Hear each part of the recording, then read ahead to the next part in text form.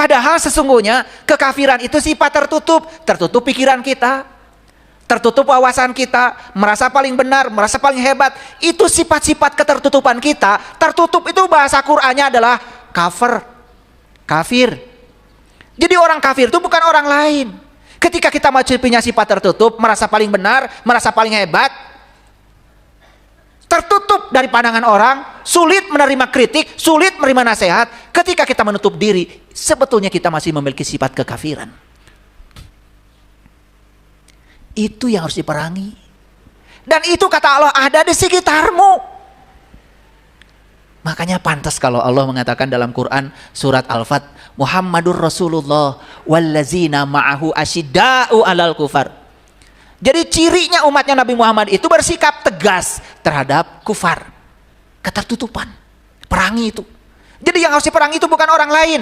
Sifat kita yang tertutup, dinasehati malah nyereng. Dinasehati malah marah. Dinasehati malah tersinggung. Makanya ketika kita tertutup terhadap nasihat dari siapapun, sebenarnya kita sudah tertutup. Perangi sifat itu. Dan kita selama ini perangnya keluar terus, menganggap yang berbahaya itu orang lain yang di luar diri kita. Padahal yang paling berbahaya bagi diri kita sebetulnya kebodohan kita, kesombongan kita, ketertutupan kita. Betul? Ada nggak yang berbahaya di luar diri kita? Gak ada, hadirin, kalau kita tidak mengizinkannya. Yang paling berbahaya itu adalah, mohon maaf, kesombongan kita, ketololan kita, ya, kebodohan kita. Itu yang akan mencelakakan kita, bukan orang lain. Orang lain tidak bisa mencelakakan kita tanpa seizin kita. Siap memerangi itu. Di mana perangnya? Di sini. Yang harus dilawan oleh Pandawa itu Kurawa. Pandawa ada di sini, Kurawa ada di sini. Kurawa itu adalah simbolisasi dari sifat-sifat yang menghancurkan diri kita sendiri.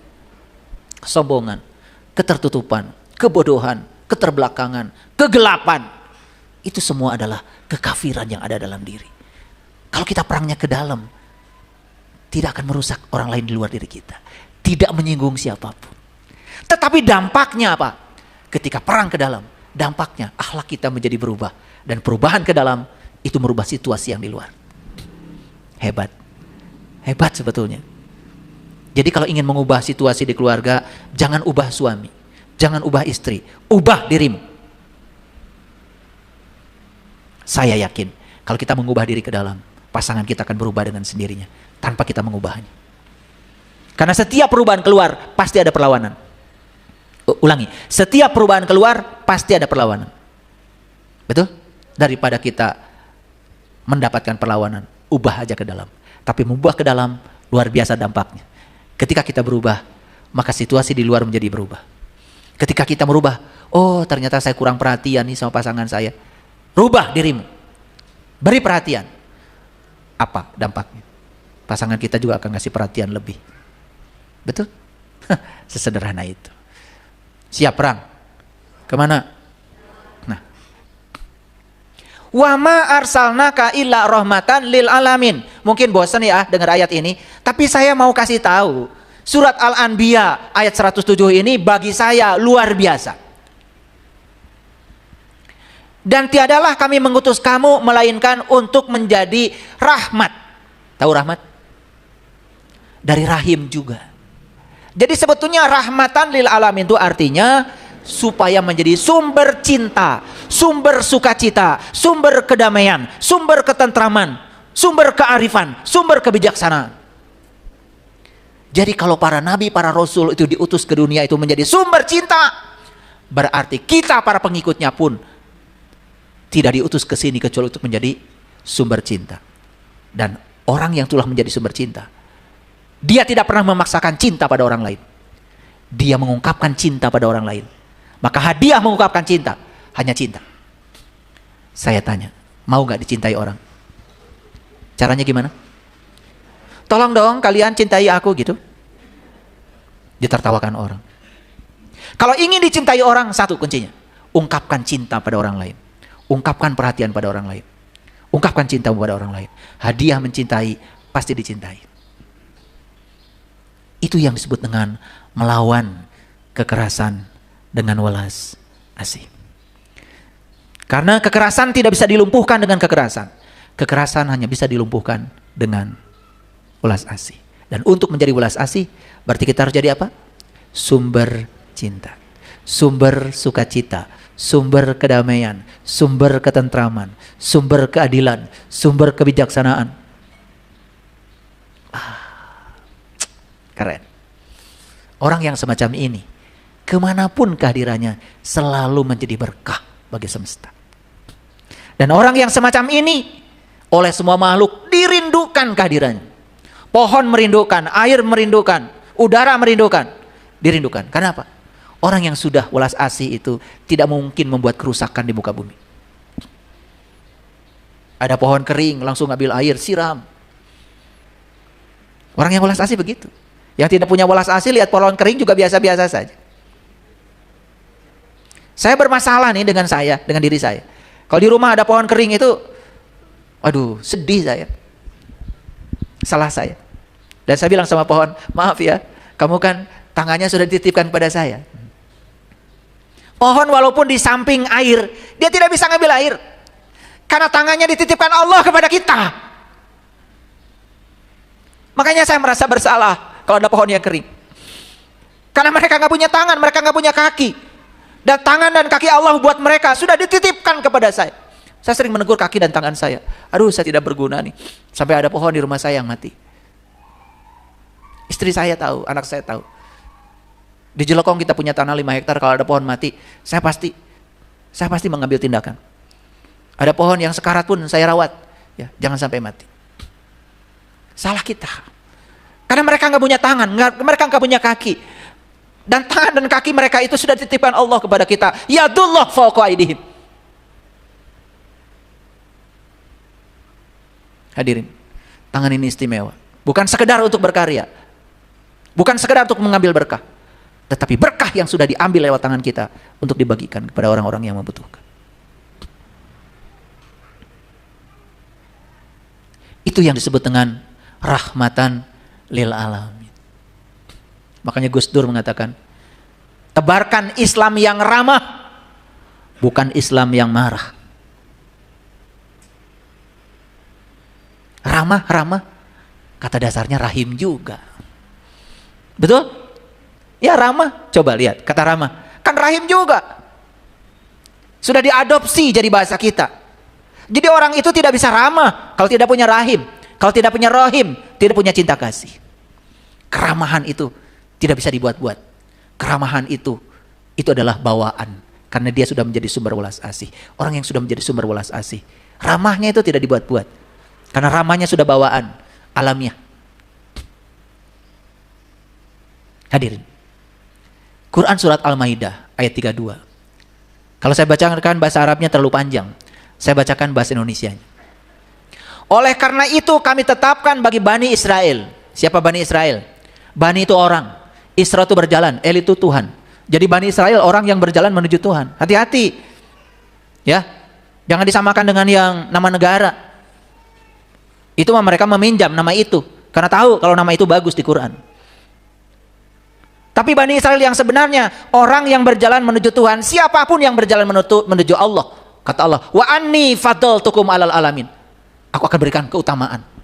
Aku akan berikan keunggulan. Makanya Bani Israel itu, kalau bahasa kitanya nih di tanah Jawa Barat, maung. Manusia unggul. Makanya maung itu senjatanya kujang. Kujang itu ujang. Ujang itu sebutan buat laki-laki kalau di Sunda. Laki-laki itu lambang ruhani. Jadi kujang itu simbolisasi dari kekuatan spiritual. Ujang, bukan kunyai. Makanya manusia diciptakan berpasangan, jasmani dan ruhani. Kalau di Quran ada kata-kata wanita, betina, itu pasti mengacu pada urusan jasmani. Kalau ada kata-kata laki-laki, itu pasti mengacu pada urusan ruhani. Makanya kita sejak dari lahir ke dunia sudah berpasangan, jasmani dan ruhani. Karena pasangan yang sebetulnya bukan suami istri. Itu mah pilihan. Jadi kujang itu ujang. Ku itu kalau dalam bahasa Sunda pelaku. Subjek itu ujang. Makanya ketika orang haji, umroh, saat dia sa'i, lihat laki-laki lari, perempuan mah jalan aja. Artinya urusan ruhani itu harus dapat prioritas dibandingkan urusan jasmani. Itu simbolisasi sebetulnya, tapi banyak yang nggak ngerti. Titak lompat weh dalam laki. Ari abdi kan gurusan nampak, kenging lompat temenang awewe mah. Tapi nggak ngerti simbolisasinya. Padahal laki-laki lari, perempuan jalan, simbolisasinya dalam perjalanan haji, perjalanan spiritual, dahulukan urusan laki-laki, urusan rohani. Ku ujang. Makanya kujang, kukuh karena janji. Luar biasa. Tahu nggak? Disebutnya manusia unggul. Manusia unggul di Quran disebutnya Bani Israel, orang yang mendapatkan keutamaan dari Allah. Wa anni faddaltukum alal alamin. Makanya Bani Israel itu pengertian hakikatnya sebetulnya sangat luar biasa. Cuman kita nggak mau mendalaminya. Makanya diperingatkan nih kepada Bani Israel, apa? Barang siapa yang membunuh seorang manusia, bukan karena orang itu membunuh orang lain, atau bukan karena membuat kerusakan di muka bumi, maka seakan-akan dia telah membunuh manusia seluruhnya. Membunuh satu manusia, kata Allah, seakan-akan dia membunuh seluruh manusia. Dan barang siapa yang memelihara kehidupan seorang manusia, maka seolah-olah dia telah memelihara kehidupan manusia seluruhnya. Kenapa ayat ini saya bedah? Ini sangat cocok dengan konteks kekinian saat ini. Bunuh-membunuh itu dianggap biasa. Padahal Quran mengatakan membunuh satu manusia sama dengan membunuh seluruh manusia. Memelihara dan menyelamatkan satu manusia sama dengan memelihara dan menyelamatkan seluruh manusia. Hadirin, tidak bisa menyelamatkan seluruh manusia, gak apa-apa. Selamatkan dan rawat satu manusia saja, keren. Makanya pantas kata Nabi, tidak disebut orang yang beriman jika kamu tidur nyenyak, sementara tetanggamu tidak bisa tidur karena kelaparan. Kalau ada orang yang mati tetangga kita karena kelaparan, sementara perut kita kenyang, kita berdosa besar. Membiarkan satu nyawa karena kelaparan. Padahal kita tahu, membunuh satu manusia sama dengan membunuh manusia yang lain. Betul kita tidak membunuh, tapi kita membiarkan orang lain sakit, membiarkan orang lain tidak berdaya. Subhanallah. Makanya hadirin, kalau mau makan, ya, kalau saya di Sariwangi itu suka nyuruh pegawai. Kalau ke belakang itu, belakang rumah itu saya suka nyuruh, coba cek di rumah kita beras banyak. Jangan sampai rumah ini berasnya bertumpuk-tumpuk, tapi tetangga nggak punya beras. Langsung istri saya bergerak.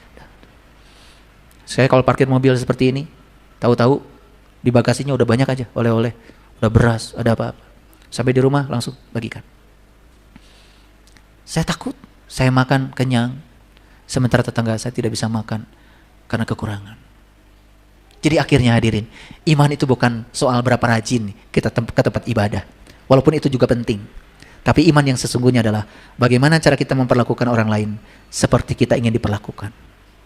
Makanya puncaknya iman bagi saya adalah welas asih. Dan ciri orang yang beriman itu, dia sudah punya welas asih. Dan ciri orang yang sudah menjadi welas asih, dia melihat semua makhluk setara. Maka dia memperlakukan orang lain seperti memperlakukan dirinya sendiri.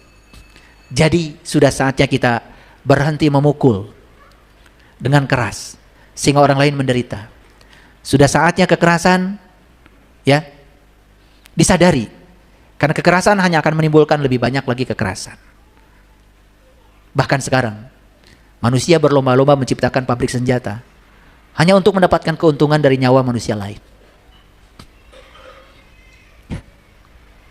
Diberi ilmu, kemampuan untuk menguasai teknologi canggih, tapi teknologi bikin senjata hanya untuk mendapatkan keuntungan dari nyawa orang lain.